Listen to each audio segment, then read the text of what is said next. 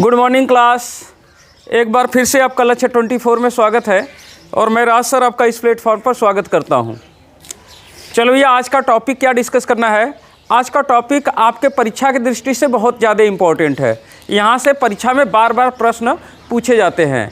क्या प्रश्न होता है? चक्रवृद्धि ब्याज और साधारण ब्याज में क्या संबंध, यही आपको टॉपिक डिस्कस करना है। ठीक है कि चक्रवृद्धि ब्याज और साधारण ब्याज में क्या संबंध होता है। आप कहेंगे सर रिलेशन का मतलब ये है कि पहले आप ऐसे समझिए इस बात को कि ये मान लीजिए कोई आदमी है और एक आदमी ये है। ठीक, ये दो आदमी आप देख रहे हैं, ये दो पर्सन है और मैंने मान लीजिए कि P रुपया इस आदमी को भी दिया, P रुपया इस आदमी को भी दिया। ठीक है, और जितने समय के लिए इसको पैसा दिया उतने समय के लिए इसको पैसा दिया। इससे मैं जो ब्याज का दर ले रहा हूँ R ले रहा हूँ, इससे भी ब्याज का दर कितना ले रहा हूँ, R ले रहा हूँ। ओके, तो अब भाई जितना पैसा मैंने इसको दिया है उतना ही पैसा तो इसको दिया है, जितने समय के लिए इसको दिया है उतने ही समय के लिए इसको दिया है, और जितने रेट से इसको दिया है उतने ही रेट से इसको दिया है। तो दोनों को बराबर बराबर पैसा दिया है, बराबर समय के लिए दिया है और बराबर रेट से पैसा दिया है। तो अगर मैं आपसे ये पूछ लूँ कि ये मुझे बताइए कि 2 सालों के बाद, मतलब या 4 सालों के बाद, 10 सालों के बाद दोनों के ब्याज के पैसे में अंतर क्या होगा, तो आप कहेंगे सर अंतर कोई नहीं होगा, जितना ब्याज का पैसा इससे मिलेगा उतना ही ब्याज का पैसा इससे मिलेगा। लेकिन अगर मैं यहाँ पर ये कह दूँ कि इससे जो मैं ब्याज ले रहा हूँ वो कंपाउंड इंटरेस्ट ले रहा हूँ, चक्रवृद्धि ब्याज ले रहा हूँ, और इससे जो ब्याज ले रहा हूँ वो क्या ले रहा हूँ, साधारण ब्याज लगा रहा हूँ। इससे जो ब्याज ले रहा हूँ वो कैसे ले रहा हूँ, साधारण ब्याज के रेट से ले रहा हूँ, और इसको कैसे ले रहा हूँ, चक्रवृद्धि ब्याज के रेट से ले रहा हूँ। तब आप कहेंगे हाँ सर, भले ही आपने दोनों को बराबर बराबर पैसा दिया है, बराबर बराबर समय के लिए दिया है, बराबर बराबर रेट से पैसा दिया है, फिर भी इन दोनों के पैसे में, ब्याज के पैसे में क्या मिलेगा, आपको अंतर मिलेगा। क्यों ब्याज के पैसे में अंतर मिलेगा? भैया जिससे हम चक्रवृद्धि ब्याज लगा के पैसा ले रहे हैं उससे हमको ज़्यादा ब्याज मिलेगा, और जिससे हम साधारण ब्याज लगा करके पैसा ले रहे हैं उससे ब्याज का पैसा क्या होगा, कम होगा। तो अब ये कहने का मतलब चक्रवृद्धि ब्याज का पैसा ज़्यादा होगा और साधारण ब्याज का पैसा क्या होगा, कम होगा। तो अगर इन दोनों के ब्याज के पैसे में कितना अंतर होगा, कितने पैसे का अंतर होगा, ये चीज़ आपको डिसाइड करना होगा।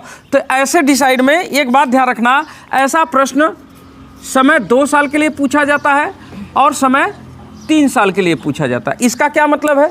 इसका मतलब है कि अगर मैंने दोनों लोगों को 2-2 साल के लिए पैसा दिया है, समय कितना, 2-2 साल के लिए पैसा दिया है, और सेम रेट से दिया है, सेम पैसा दिया है, तो ऐसे केस में दोनों के ब्याजों का जो अंतर होगा, यानी कि चक्रवृद्धि ब्याज जिससे मिलेगा वो ब्याज ज़्यादा होगा और साधारण ब्याज जिससे मिलेगा वो ब्याज क्या होगा, कम होगा। तो इस ब्याज में जो अंतर आप पाएंगे, वह अंतर आप पाएंगे यानी कि compound interest minus simple interest.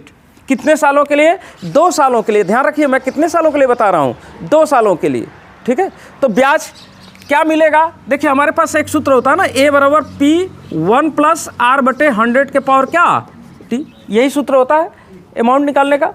तो यहाँ पर याद रखने के लिए मैं आपको बता रहा हूँ, इस पूरे सूत्र में ना बस यही +1 नहीं रहेगा, बाकी सब वही रहेगा। तो देखिए जो ब्याज का पैसा आएगा कितना आएगा, P है तो P1 नहीं रहेगा बस, यानी कोष्ट में R/100। और कितने समय के लिए? 2 साल के लिए, यानी टाइम T की जगह कितना रखेंगे, 2 साल। बात समझ आ गया कि नहीं? यही 2 सालों का क्या होगा, अंतर होगा। यानी दोनों के चक्रवृद्धि ब्याज और साधारण ब्याज के पैसे में जो अंतर आप पाएंगे 2 साल के लिए, यही होगा। कंपाउंड इंटरेस्ट ज़्यादा होगा, ये सिंपल इंटरेस्ट क्या होगा, कम होगा। और जो अंतर होगा P कोष्ट में R/100 का स्क्वायर होगा। कैसे याद रहेगा? A बराबर P1 + R/100 होता तो वही 1 केवल क्या रहेगा, नहीं होगा, बाकी सब वही है। P1 + नहीं रहेगा, R/100 के पावर T के मतलब 2 साल है तो कितना रखेंगे, 2 साल। ये याद रहना है आपको, ये बात आपको क्या रखना है, याद रखना है। आप याद रखेंगे तो बेहतर रहेगा। फिलहाल मैं निकालने भी बताऊंगा, लेकिन आपको याद रखना है। अच्छा मुझे बताइए, अगर मैं समय 2 साल के लिए साधारण ब्याज और चक्रवृद्धि ब्याज का अनुपात देखूँ तब, तो देखिए या सिंपल इंटरेस्ट बटे कंपाउंड इंटरेस्ट। ठीक है, साधारण ब्याज बटे चक्रवृद्धि ब्याज का जो अनुपात देखें कितने साल के लिए, 2 साल के लिए हम देख रहे हैं। ये कितने समय के लिए देख रहे हैं, समय 2 साल, समय 2 वर्ष। ये मैं 2 वर्ष के लिए देख रहा हूँ। तो 2 वर्ष के लिए देखिए, 2 वर्ष के लिए ऐसे याद रखिएगा, 2 वर्ष के लिए 200, 2 वर्ष के लिए क्या 200, तो 200 बटे क्या 200। अब किसमें रेट जुड़ेगा, तो देखिए कंपाउंड इंटरेस्ट ज़्यादा होगा ना, सिंपल इंटरेस्ट के अलावा कंपाउंड इंटरेस्ट क्या मिलेगा, ज़्यादा। तो यही कंपाउंड इंटरेस्ट जहाँ पर रहेगा वहाँ पर आर क्या करेगा, जुड़ जाएगा, रेट क्या होगा, जुड़ जाएगा। तो ये दोनों सूत्र आपको याद रखना है। तो ये दोनों सूत्र आपको याद रखने का एक सिंपल सा तरीका है, क्या कि आप बस इतना याद रखिए कि इस समय 2 साल के लिए जो ब्याज का अंतर होता है वो वही सूत्र होता है, ए बराबर P1 प्लस R बटे 100 के पावर क्या टाइम टी। तो उसी सूत्र में केवल क्या होता है, जो अंतर होगा P1 प्लस यही नहीं रहेगा, R बटे 100 समय है तो कितना 2 साल, और अनुपात जो आएगा SI बटे CI 2 साल के लिए, तो 200 बटे 200। R किस में जोड़ेंगे, R किस में जोड़ेंगे, CI के साथ, जो CI के सामने होगा उसी में R क्या होगा, जुड़ जाएगा। कहने का मतलब अगर आप CI बटे SI लिखे होते तो 200 बटे 200, CI जब ऊपर लिख दे रहे हैं तो CI के आगे क्या होगा 200 में R जोड़ देंगे। कन्फर्म हो गया ना बात, कोई डाउट रहेगा इसमें, नहीं। उम्मीद कर रहे हैं कि आप लोगों को बात समझ में आ रहा होगा, ठीक है। अच्छा, अब आप कह रहे थे कि सर समय 3 साल अगर हो जाए तब, तो समय 3 साल के लिए, यहाँ देखिए समय कितने साल के लिए, 3 वर्ष के लिए। समय 3 साल के लिए अनुपात नहीं होता है, समय 3 साल के लिए केवल क्या होता है, अंतर होता है। ओके, अगर समय 3 साल के लिए अंतर देखा जाए तो कंपाउंड इंटरेस्ट ज़्यादा होगा, सिंपल इंटरेस्ट क्या होगा, कम होगा। तो जो दोनों का अंतर आएगा वो वही अंतर आएगा। पहले जो 2 साल के लिए है उतना पूरा आपको लिख देना है। तो 2 साल के लिए क्या होता है, P कोष्ट में 1 प्लस नहीं रहता है, R बटे 100 का साल 2 साल। 2 साल के लिए जो होता है वही सेम लिख देना है, फिर उसी में आपको गुणा कर देना है, कितने का 300 प्लस R बटे 100, इतने का आपको क्या कर देना है, गुणा कर देना है। 300 प्लस R बटे 100, तो 3 साल के लिए जो होगा अंतर 300 प्लस R बटे क्या हो जाता है 100, ठीक है। इतने का क्या होता है इसमें गुणा हो जाता है, 300 प्लस R बटे 100। आप कहेंगे सर यहाँ पर अगर 4 साल समय होता तब 4 साल के लिए कोई सूत्र नहीं है। 4 साल के लिए फिर आपको क्या करना होगा कि 4 साल का साधारण ब्याज इसका निकालना होगा, 4 साल का इसका साधारण ब्याज निकालना होगा, और 4 साल का इसका क्या निकालना होगा, चक्रवृद्धि ब्याज निकालना होगा। तो फिर दोनों के पैसे में क्या करना पड़ेगा, अंतर करना पड़ेगा। अगर 5 साल के लिए पूछेगा तब 5 साल का इसका चक्रवृद्धि ब्याज निकालिए और 5 साल का इसका क्या निकालिए, साधारण ब्याज निकालिए, फिर दोनों के पैसे में क्या कर लीजिए, अंतर कर लीजिए। लेकिन अगर समय 2 साल के लिए, अगर 3 साल के लिए पूछा तो यहाँ से बड़े आसानी से हम क्या करेंगे, सवाल हल कर लेंगे, ठीक। तो 3 साल के लिए क्या होता है, वही 2 साल वाला पूरा का पूरा रहेगा, उसी में गुणा हो जाएगा 300 प्लस R बटे 100 का, ठीक। इतनी बात समझ में आ गई। तो ये बात हो सके तो आप याद रखिएगा, ठीक है। लेकिन अब आपके मन में विचार आ रहा होगा कि सर ये जो तीनों संबंध आप बता रहे हैं ये आता कैसे है।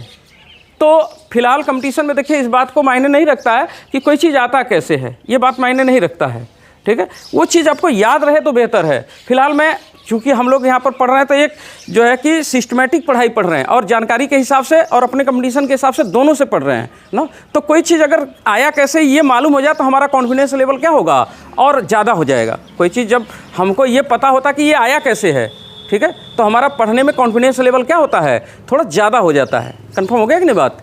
तो इसीलिए मैं इसको पहले डिराइव करा लेता हूँ, ये इन सूत्रों को ना पहले 2 साल के लिए हम डिराइव करके उस पर सवाल लगवा देते हैं, ठीक है। समय 2 साल के लिए साधारण ब्याज चक्रवृद्धि ब्याज का अंतर क्या आएगा और अनुपात क्या आएगा, इसके लिए सूत्र निकलवा देते हैं। पहले याद तो रहना ही है, लेकिन हम दिखा देते हैं कि कैसे आता है। फिर इसके बाद हम इस पर क्या करते हैं, तरह तरह के जैसे सवाल पूछे जाते हैं उस तरह के सवाल लगवा देते हैं। फिर एक क्लास में हम क्या करेंगे, समय 3 साल के लिए सूत्र निकाल लेंगे और समय 3 साल के लिए सवाल लगवा देंगे। फिर ये हमारा चैप्टर क्या होगा, पूरी तरह से ख़त्म हो जाएगा। अच्छा, हमारे साथ जो बच्चे जुड़ते हैं, हमारी वीडियो को देखते हैं, वो थोड़ी सी ध्यान दीजिएगा कि इस समय मैं लाइव नहीं हो पा रहा हूँ, थोड़ा सा स्वास्थ्य भी ठीक नहीं है, थोड़ा सा स्थिति भी ठीक नहीं है। तो बस आप लोग थोड़ा सा और धैर्य बना के रखिए, 2 दिन 4 दिन, और मैं बहुत जल्द ही आपके सामने लाइव होने लगूँगा, ठीक है। तो अभी तक रिकॉर्डेड वीडियो ही दे रहे हैं, लेकिन बहुत जल्द हम लाइव होंगे आपसे। मिटा दें इसको। अब चलिए, हमने अपनी बात को समझाने के लिए आपके सामने एक प्रश्न के रूप में ये बात रखा है। क्या रखा है, मैंने रखा है कि पी रुपया है। कितना रुपया है? पी रुपया है। यहाँ देखिए, मैंने कहा कि पी रुपये का, कितने रुपये का? पी रुपये का। ये पी रुपया क्या है? प्रिंसिपल अमाउंट है, यानी मूलधन है। ठीक है, तो मूलधन पी रुपये का 8% वार्षिक ब्याज की दर से, कितने के रेट से? 8% वार्षिक ब्याज की दर से। अब देखिए, जो 8% का मैं ब्याज ले रहा हूँ, ये मेरा ब्याज का दर है, ठीक है, 8%। लेकिन ये साधारण ब्याज है कि चक्रवृद्धि ब्याज है, अभी हमको पता नहीं है, लेकिन हमने कहा 8% के रेट से। ठीक है, 8% के रेट से 2 वर्ष का, कितने समय का? 2 वर्ष का साधारण ब्याज और क्या? चक्रवृद्धि ब्याज का आपको बताना है पहले तो अनुपात, और सेकेंड टाइम में आपको क्या बताना है? अंतर। तो अनुपात भी बताना है और क्या बताना है? अंतर बताना है। यही दोनों काम आपको क्या करना है? करना है। ठीक, तो अब यहाँ से थोड़ी सी बात ध्यान दीजिएगा। हमसे 2 साल का साधारण ब्याज और चक्रवृद्धि ब्याज का अनुपात और अंतर, यही तो पूछा है। तो अब मान लीजिए हमारे पास 2 व्यक्ति थे, 2 बंदे थे। एक बंदा ये है, ठीक, बिना हाथ का बंदा अच्छा नहीं लगेगा, और एक बंदा ये है। बंदा का मतलब आदमी, मानुष ना। एक मानुष ये है, एक मानुष क्या है? ये है। ठीक है, 2 मानुष हैं। तो पहला मानुष मतलब आदमी ना, बम्बई वाले बोलते हैं मानुष। तो पहला आदमी को हमने पी रुपया दे दिया, और कितने रेट से दे दिया? आर रेट से दे दिया। कितने समय के लिए दे दिया? समय 2 साल के लिए दे दिया। तो इस आदमी से जो हमको ब्याज का पैसा मालूम मिलेगा, इस आदमी से जो साधारण ब्याज का पैसा मिल रहा है वो निकाल लिया जाए। ठीक है, और 2 आदमी क्या, एक आदमी को कर दो, क्या दिक्कत है? इस आदमी से जो साधारण ब्याज का पैसा निकल रहा है वो निकाल लिया जाए, और इसी आदमी को अगर हम ब्याज, साधारण ब्याज ना लगा के चक्रवृद्धि ब्याज लगाए तो चक्रवृद्धि ब्याज का पैसा निकाल लिया जाए। फिर दोनों का अनुपात बना लिया जाए, दोनों का अंतर बना लिया जाए। जो देखें, जो सूत्र हमने शुरू में आपको बताया, क्या वही आता है कि कुछ और आता है? यही ना। जैसे एक का आदमी है, उसको पी रुपया दिया, 8% के रेट से दिया, 2 साल के लिए पैसा दे दिया। तो अगर इसको हम साधारण ब्याज से कैलकुलेट करें तो साधारण ब्याज का पैसा कितना आएगा वो निकाल लिया जाए, और चक्रवृद्धि ब्याज का पैसा कितना आएगा वो निकाल लिया जाए, और फिर दोनों का क्या बना लिया जाए? अनुपात बना के देख लिया जाए। फिर दोनों का क्या बना के देख लिया जाए? अंतर बना के देख लिया जाए। समय 2 साल के लिए हमारा दोनों रिलेशन क्या होगा? आ जाएगा। कन्फर्म हो गया ना बात? कोई डाउट है क्या इसमें? नहीं। तो चलिए पहले हम देखते हैं कि मेरे साधारण ब्याज का पैसा कितना आएगा। तो साधारण ब्याज का पैसा, सिंपल इंटरेस्ट बराबर PRT बटे 100। तो P पहले आदमी का मूलधन P ही है, R ही है, और T की जगह कितना? 2। तो गुणे कितना? 2 बटे 100। ये पहले व्यक्ति का क्या है? साधारण ब्याज का पैसा है। ओके, अब इसी व्यक्ति को हमने क्या किया? वही पैसा क्या कर दिया? चक्रवृद्धि ब्याज पर कैलकुलेट किया। या तो 2 आदमी करके करो, या तो एक के आदमी को एक बार साधारण ब्याज से कैलकुलेट कर लीजिए, एक बार क्या कर लीजिए? चक्रवृद्धि ब्याज से कैलकुलेट कर लीजिए, कोई फर्क नहीं पड़ेगा। चलिए, तो इसी आदमी को अगर हम चक्रवृद्धि ब्याज के हिसाब से इसका पैसा निकालें, तो हम जानते हैं कि यार चक्रवृद्धि ब्याज निकालने का कोई डायरेक्ट सूत्र नहीं होता है। कि होता है कोई चक्रवृद्धि ब्याज निकालने का? नहीं। हाँ, ब्याज सहित यानी अमाउंट निकालने का, चक्रवृद्धि ब्याज के केस में अमाउंट निकालने का हमारे पास सूत्र है। और अमाउंट ए बराबर क्या होगा? अमाउंट ए बराबर होगा P1 + R बटे 100 के पावर, R बटे 100 के पावर क्या? टाइम T कितना? 2 साल। मूलधन तो मूलधन ही है, रेट तो रेट ही है। ठीक है, समय कितना? 2 साल। ये कंपाउंड इंटरेस्ट नहीं है, ये क्या है? ये ब्याज सहित पैसा है, यानी इस पैसे में मूलधन और ब्याज क्या है? दोनों है। तो एम से अगर मूलधन घटा दिया जाए तो क्या बचेगा? केवल कंपाउंड इंटरेस्ट बचेगा। बात समझ आ गया कि नहीं? तो यही कंपाउंड इंटरेस्ट का क्या होगा? अब ये अमाउंट नहीं रह गया, ये क्या हो गया? कंपाउंड इंटरेस्ट हो गया। ओके, एक बार इसका दोनों का अनुपात बना के देखेंगे, एक बार दोनों का क्या करके देखेंगे? अंतर। अनुपात बनाने से पहले इसको थोड़ा सा हल करके और छोटा कर लीजिए, जिससे कि कैलकुलेशन हमारा क्या हो जाए? आसान हो जाए। तो चलिए इसको कैलकुलेशन करते हैं। एक काम करो ना, PP, या इसको एक लाइन तोड़ दीजिए। 100 के 100 प्लस कितना हो जाएगा? R कुल के बटे क्या? 100 माइनस क्या है? P स्क्वायर है तो स्क्वायर। इतना तो बात समझ में आ गया होगा। चलिए एक काम करते हैं ना, ये P को हम क्या कर लेते हैं? कॉमन कर लेते हैं। अब यहाँ पर क्या बचेगा? 100 + R बटे 100 का होल स्क्वायर। तो इसका होल स्क्वायर करिए तो A + B का होल स्क्वायर, A स्क्वायर, यानी कि 100 का स्क्वायर। 100 का स्क्वायर क्या? 10,000। A square plus B square, R का स्क्वायर क्या? आर स्क्वायर, फिर दोनों का गुणा करके दूना, तो दोनों को गुणा करेंगे तो 100 आर, 100 आर का दुगुना कितना 200 आर, कुल के बटे इस 100 का स्क्वायर करेंगे तो कितना 2 शून्य और यहाँ से पी कॉमन हो चुका है तो यहाँ पर क्या बचेगा -1। कोई डाउट रहेगा इसमें है भैया? बस यही को तोड़ दिया, a square plus B square plus 2ab और इसका स्क्वायर हो जाएगा, ठीक है। और यहाँ से पी क्या कर लिया है, कॉमन कर लिया है, ठीक। अब यहाँ से थोड़ा सा ध्यान दीजिएगा, अगर हम p बड़े कोष्टक में इसको यहाँ पर देखें, ये यहाँ पर इससे तिरक गुणा होगा तो -10,000, इकाई दाई सैकड़ा हज़ार 10,000 -10,000 -10,000 प्लस 10,000 आपस में क्या होंगे, कैंसिल हो जाएंगे। या तो इसको एक लाइन हम लिख दें, क्या दिक्कत है, एक लाइन लिख देते हैं 10,000 plus R square plus 200 R minus कितना 10,000, कुल के बटे क्या हो जाएगा 10,000 और ये कोष्ट क्या होगा बन जाएगा। यहाँ से देखिए, यही मैं कह रहा था कि ये जो 10,000 है इस 10,000 से क्या होगा, कैंसिल हो जाएगा, ठीक है। और यहाँ पर भी आर स्क्वायर है और यहाँ भी आर है, तो एक काम करते हैं आर भी कॉमन कर लेते हैं, आर भी क्या कर लेते हैं कॉमन कर लेते हैं। तो कॉमन अगर करेंगे तो पी आर कोष्ट में यहाँ क्या बचेगा, केवल आर बटे और प्लस क्या आर, तो एक कॉमन हो गया कितना 200 और कुल के बटे कितना 10,000, यही बचा। ये किसका मान है, सी आई का मान है, ये सी आई का मान है। और एस आई का मान हमारा सिंपल इंटरेस्ट का वैल्यू कितना आया है, 2 को पहले कर दें 2pr बटे कितना 100, तो ये मेरा सिंपल इंटरेस्ट का वैल्यू है, इसको 1 कह दे रहा हूँ, ये हमारा कंपाउंड इंटरेस्ट का वैल्यू है, इसको मैं क्या कर दे रहा हूँ 2 कर दे रहा हूँ, ठीक। अब हमारा पहली बात पूछा गया है कि दोनों का आप क्या बताइएगा, अनुपात, दोनों का अनुपात। तो चलिए अनुपात पहले निकाल देते हैं, ये मिटा दे रहा हूँ तो अनुपात पहले निकाल लेते हैं। चलिए अनुपात पहले निकालता हूँ, क्या निकालता हूँ अनुपात, कितने समय के लिए, ये मैं कितने समय की बात कर रहा हूँ, समय 2 वर्ष के लिए, ठीक है। तो अनुपात का मतलब सिंपल इंटरेस्ट बटे क्या कंपाउंड इंटरेस्ट बराबर, चलिए सिंपल इंटरेस्ट की जगह कितना रखना होगा 2pr बटे 100, तो 2pr बटे 100 बटे कंपाउंड इंटरेस्ट, कंपाउंड इंटरेस्ट की जगह ये वाला वैल्यू रखना होगा, बटे, बटे का मतलब क्या होता है, बटे का मतलब उलट के क्या करना गुणा करना, तो बटे लिखने से अच्छा है कि इसको हम क्या कर दें उलट के क्या कर दें गुणा कर दें। तो उलट के गुणा करेंगे तो क्या होगा, थोड़ा सा ध्यान दीजिएगा, जब उलट के गुणा करेंगे तो ये वैल्यू कहाँ है नीचे है, तो ये कहाँ चला जाएगा ऊपर, तो 10,000 बटे और ये वैल्यू कहाँ आ जाएंगे नीचे, तो पहले तो pr है और फिर कोष्ट में क्या है r प्लस 200, r प्लस 200 लिख दीजिए या 200 प्लस क्या लिख दें r लिख दें, r प्लस 200 लिखिए या 200 प्लस r लिखिए, बात तो एक ही है, ठीक है।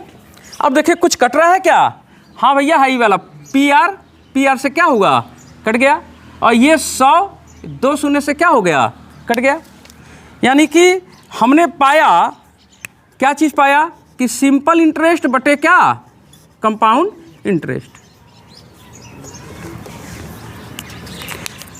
एक मिनट, चलिए हमने क्या पाया सिंपल इंटरेस्ट बटे क्या कंपाउंड इंटरेस्ट का वैल्यू क्या आएगा, 2 का 100 में गुणा होगा तो ऊपर कितना हो जाएगा 200 बटे यहाँ पर क्या है 200 प्लस r,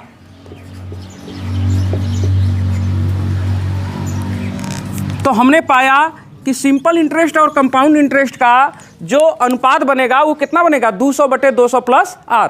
देखिए कंपाउंड इंटरेस्ट वाले के सामने क्या जुड़ा है r, क्योंकि कंपाउंड इंटरेस्ट का वैल्यू क्या है ज़्यादा है, तो यही बात मैं बता रहा था। ये किसके लिए हमने निकाला है, ये समय 2 साल के लिए लगाया है, ठीक है। तो ये आपको अनुपात याद रहेगा तो ठीक रहेगा। अच्छा अब देखिए कितना आसान काम हो गया, अगर हमको किसी भी सवाल में सिंपल इंटरेस्ट कंपाउंड इंटरेस्ट का अनुपात बता दिया जाए, ठीक है, तो हमसे अगर उस सवाल में रेट पूछे तो हम क्या करेंगे बता लेंगे, या किसी सवाल में हमसे क्या कर दे रेट बता दे, क्या बता दे रेट बता दे, तो सिंपल इंटरेस्ट कंपाउंड इंटरेस्ट का हम क्या निकाल सकते हैं अनुपात निकाल सकते हैं। तो ये सूत्र याद रहने से हमारा काफ़ी काम बन जाएगा, लेकिन ये सूत्र कितने साल के लिए है 2 साल के लिए है। कंफर्म हो गया ना बात? कोई डाउट रह गया किसी को? नहीं।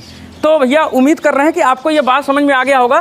तो देखो, नहीं भी समझ में आएगा तो कोई टेंशन लेने की ज़रूरत नहीं है, ये बात आपको याद रहना चाहिए। वो तो मैंने आपका कॉन्फिडेंस लेवल बढ़ाने के लिए मैंने क्या किया, इसको निकलवा दिया कि देखो भैया ऐसे ही होता है। ये कंफर्म हो गया कि नहीं बात? कोई डाउट है क्या इसमें?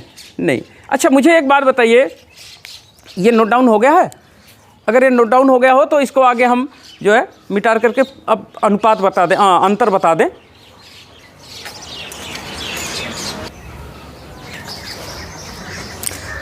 तो भैया हमें उम्मीद है कि आपको बात समझ में आ गया होगा। अब हम क्या करने जा रहे हैं, अब आपको हम बताने जा रहे हैं क्या, अंतर। तो अंतर बताने से पहले भैया जगह नहीं है तो इसको इतना हम मिटा दे रहे हैं, ठीक है? इतना क्या कर रहे हैं, मिटा दे रहे हैं। तो कोई किसी को तकलीफ़ है? नहीं, चलिए मिटा देते हैं। अच्छा, अब हम करने जा रहे हैं क्या, अंतर। तो 2 सालों का चक्रवृद्धि ब्याज और साधारण ब्याज का क्या करने जा रहे हैं, अंतर। अच्छा, मुझे एक बात बताइए, 2 साल का चक्रवृद्धि ब्याज का पैसा निकाला है यहाँ, इसको मैं नहीं मिटा रहा हूँ। ये 2 साल का क्या है, साधारण ब्याज का पैसा है। तो अब हम करने जा रहे हैं समय 2 साल के लिए क्या, समय 2 वर्ष के लिए अंतर, ठीक। तो भैया समय 2 साल के लिए चक्रवृद्धि ब्याज का पैसा ज़्यादा होगा कि साधारण ब्याज का पैसा ज़्यादा होगा? तो जाहिर सी बात है कि चक्रवृद्धि ब्याज वाला पैसा क्या होगा, ज़्यादा होगा। तो चक्रवृद्धि ब्याज के पैसे में से अगर साधारण ब्याज का पैसा घटा दिया जाए तो ये अंतर कितना आएगा, यही निकालने जा रहे हैं, ठीक है? कोई डाउट है इसमें? नहीं। तो चलिए भैया, चक्रवृद्धि ब्याज का पैसा 2 साल का कितना बन रहा था, यही बन रहा था PR कोष्ट में कितना, R प्लस 200 या 200 प्लस R बटे कितना, 10,000, यही था ना? यहाँ देखिए, यही था। अब इसी पैसे में से हमको क्या करना है, घटा देना है। कौन सा, साधारण ब्याज का पैसा। साधारण ब्याज का पैसा क्या था, 2PR बटे 100। तो 2PR बटे कितना, 100, ठीक। कंफर्म हो गया बात? अब थोड़ी सी ध्यान दीजिएगा। अब एक काम करते हैं ना, अरे वाह, PR है तो एक काम करते हैं, कॉमन कर लेते हैं। कॉमन कर लेंगे तो अच्छा रहेगा। चलिए PR कॉमन कर लेते हैं। हमारा कोष्ट में बचेगा क्या, बड़ा कोष्ट लगाते हैं। यहाँ से R प्लस 200 या 200 प्लस R लिखूँ, 200 प्लस क्या R बटे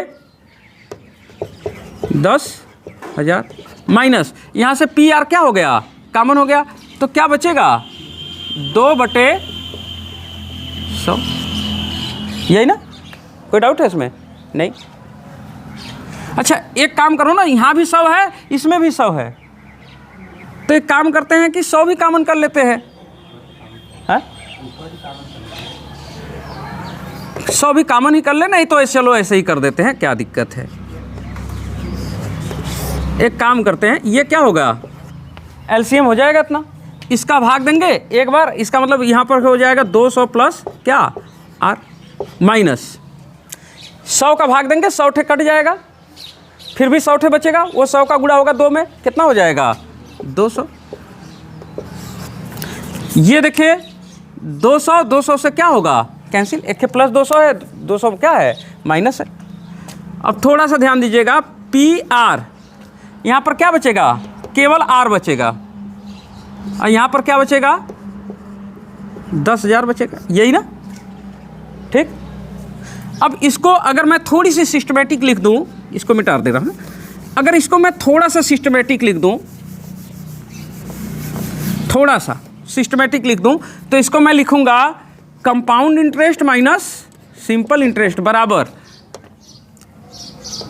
P, इस R को R में गुणा कर देंगे तो क्या होगा, R स्क्वायर बटे कितना, 10,000। इस R को अंदर भेज दिया, कोई दिक्कत है किसी को? नहीं। चले, ये होगा compound interest minus simple interest बराबर P, इसको मैं लिख सकता हूँ R बटे 100 का क्या, होल स्क्वायर, लिख सकता हूँ कि नहीं? और यही सूत्र था, compound interest minus simple interest P 1 plus R बटे 100 का स्क्वायर। तो यहाँ 1 यही नहीं है, r/100 का क्या है, स्क्वायर है। तो जो मैंने शुरू में आपको बताया था वही सूत्र क्या हुआ, निकल गया। कोई डाउट रहेगा किसी को? नहीं।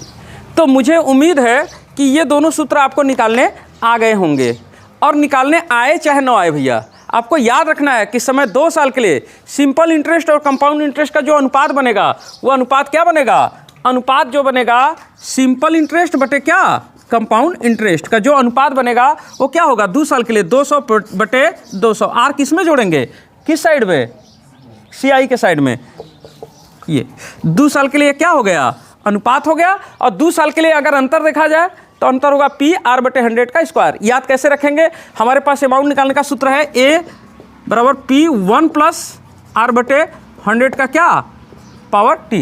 A बराबर P1 प्लस r/100 के पावर T। तो समय 2 साल के लिए यहाँ पर हमने क्या कर दिया, 2 कर दिया, और समय 2 साल के लिए अंतर में यही 1 नहीं होता है ना, तो यही क्या हो जाएगा, compound interest minus simple interest यानी डिफरेंस, यानी डिफरेंस का ये सूत्र हो जाएगा। कन्फर्म हो गया ना बात। तो ये आपको याद रखना है। अब हम बात करें समय 3 साल के लिए। तो समय 3 साल के लिए बात करने से पहले हम बात करेंगे कि समय 2 साल के लिए इन दोनों सूत्रों पर सवाल किस तरह से पूछे जाते हैं।